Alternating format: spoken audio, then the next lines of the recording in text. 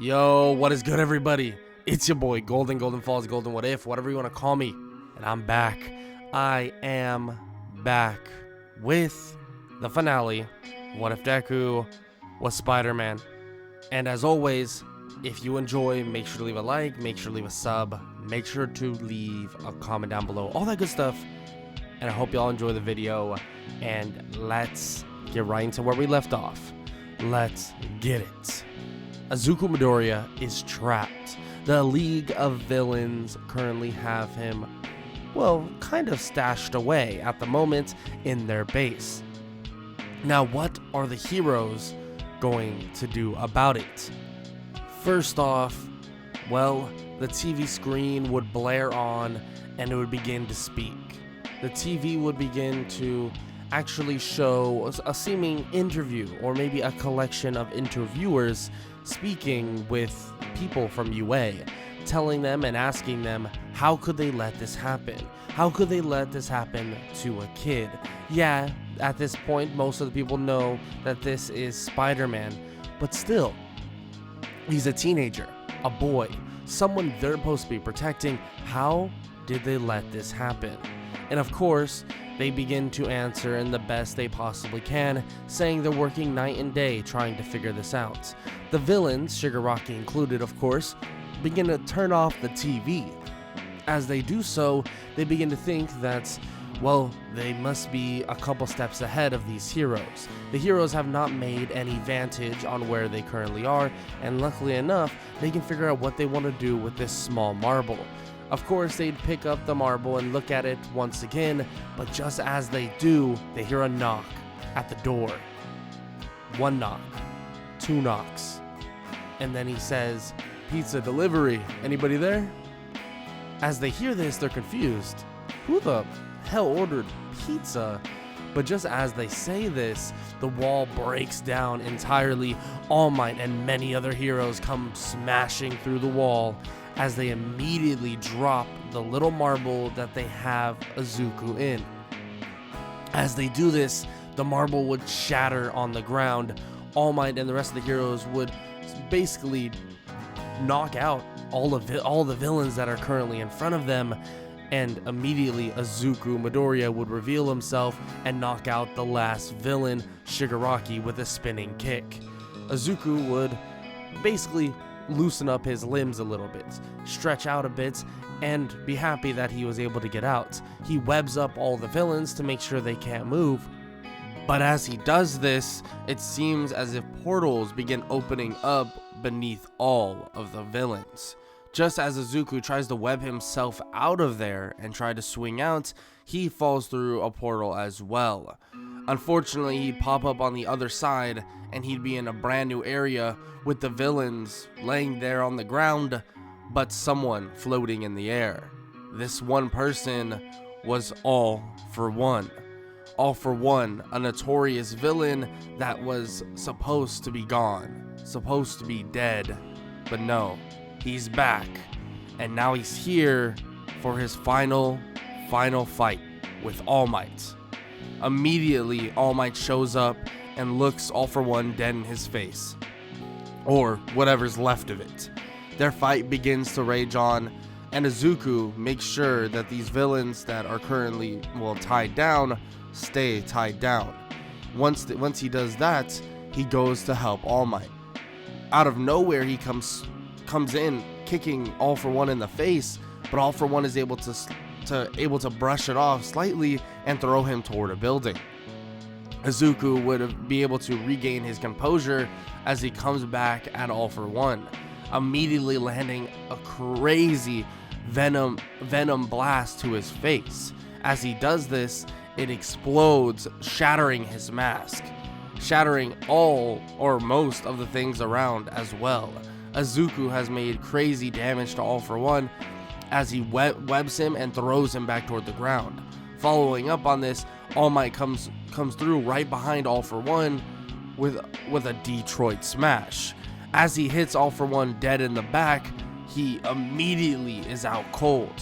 All For One is out for the count, but when they look to the right, they see the portal pulling the other villains in. Izuku tries to web them and pull them back, But as he shoots his web, the portal closes with the villains already gone. Unfortunately, they got away, but All for One has been captured, so the heroes think that this is, well, a positive.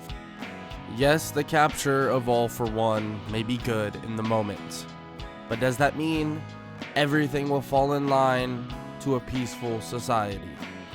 Well, you'll have to find out when actions and choices are made. Izuku would begin speaking with the people at UA after this entirety of an incident. He would hear about some offers he's been getting, some places he'll be able to go. These offers include a stint in America, but this stint is less than a stint. He'd be most likely staying there for at least a couple years, but if a decision is made, he could stay there permanently. Izuku thinks this is a great option. He thinks this is something that could definitely benefit him in the long run, working with Steve Rogers once again and some other heroes he's heard about over in America. So that's what he decides.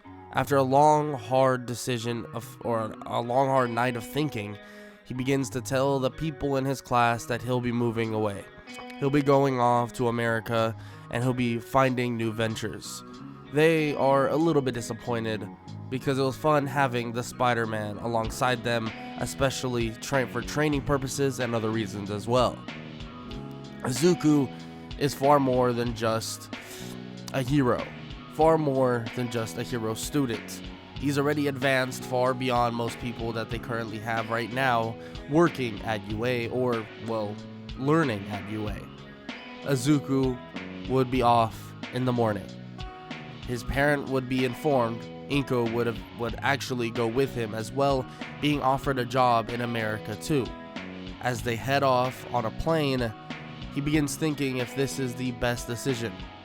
But, of course, Inko would reassure him. Inko would reassure him that these are good decisions for him to make.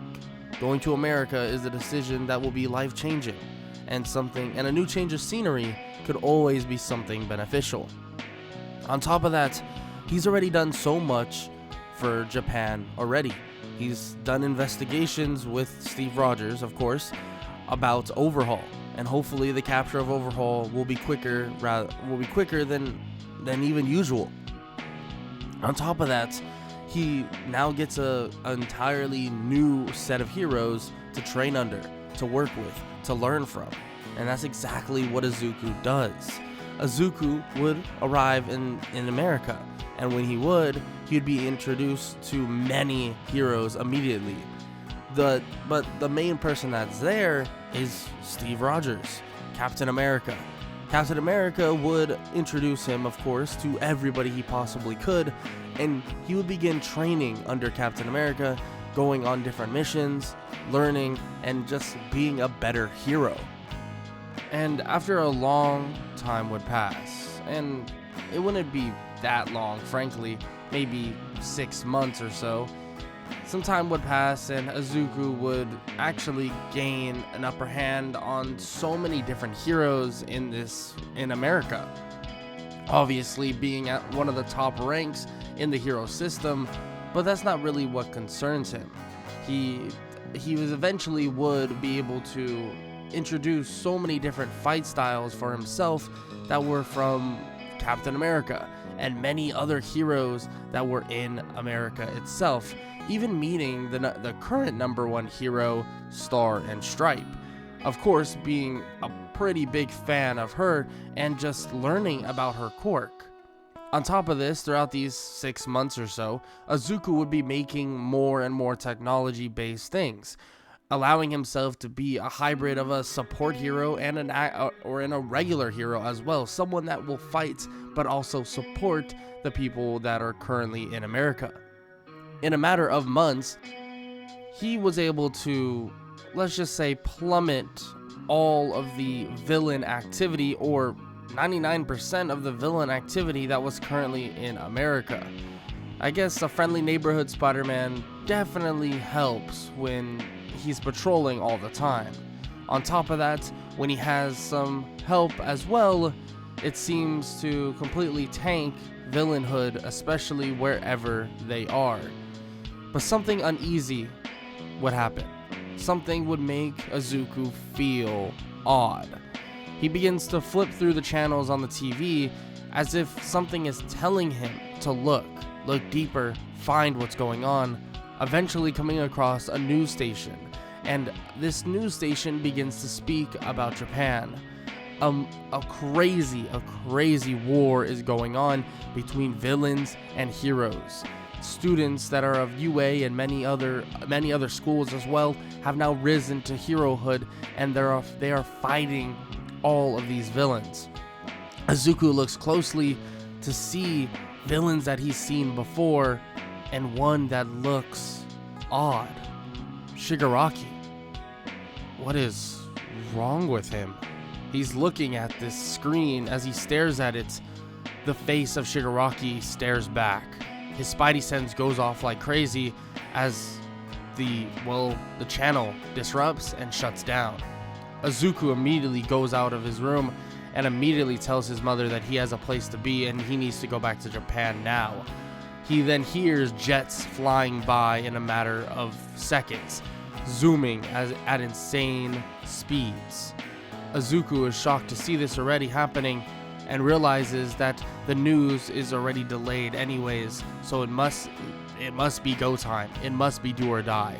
He catches up to the jets above, webbing onto one of them as he sticks to the top of one of the jets that are flying. As he looks to his left, he sees another hero actually flying with them, Star and Stripe. On top of that, he sees someone piloting one of the jets with someone behind him, or behind the person that's piloting, to be Steve Rogers.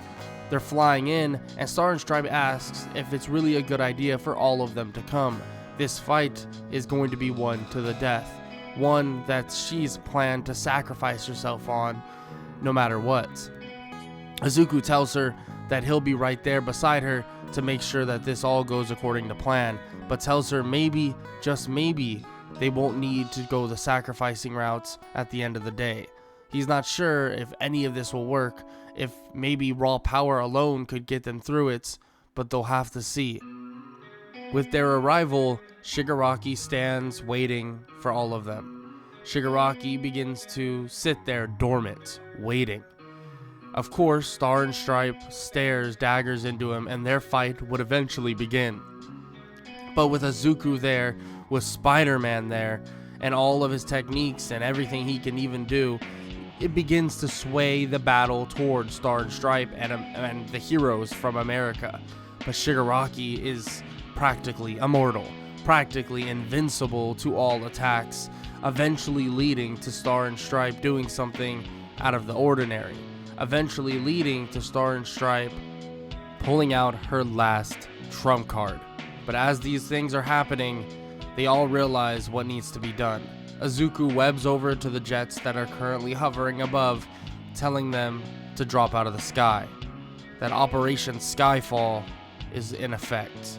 Immediately, they know what's going on, and the planes begin, or the jets begin to skyfall and fall out of the sky as they shoot tiny little missiles toward Izuku. These missiles hit Izuku in the back, sending him flying upward, and even Shigaraki is confused during this whole enactment. Star and Stripe is going to put her body on the line, end her own life, to put Shigaraki at a weak point. And what did the jets do? What are all of them doing currently? And what's the plan? To absorb electricity and, well, as much power surge as possible into Izuku. As he stores it up, immediately Izuku charges toward what is only Shigaraki left over, but a Shigaraki that is extremely vulnerable. He grabs onto him, webbing him entirely as if he cocoons Shigaraki. He grabs him up and he basically launches toward the sky, using one last gift from Star and Stripe as her quirk fades away from her dying breath. He's in the sky, in the air, and as he comes falling back down, electricity begins to crackle around him, crackle around Shigaraki, and it begins to explode. The sky is covered in a vast orange. Electricity begins to shatter the clouds that are around, immediately making everything far brighter, and once again you could see the sun glimmer through a giant hole in the sky. Everyone else is safe below, but just as they look up, they see nothing. Nothing at all. Izuku, on the other hand, begins to fall down from the sky itself as he comes into view slowly but surely. Some heroes that arrived on the scene catch him out of the sky. Luckily, he's not dead, but he's definitely critical. They ask where Shigaraki is, and Steve Rogers comes out of the jets saying that he's up there. Well, was up there, disintegrating him entirely in his most vulnerable state. Star and Stripe had a feeling that this wouldn't kill Shigaraki.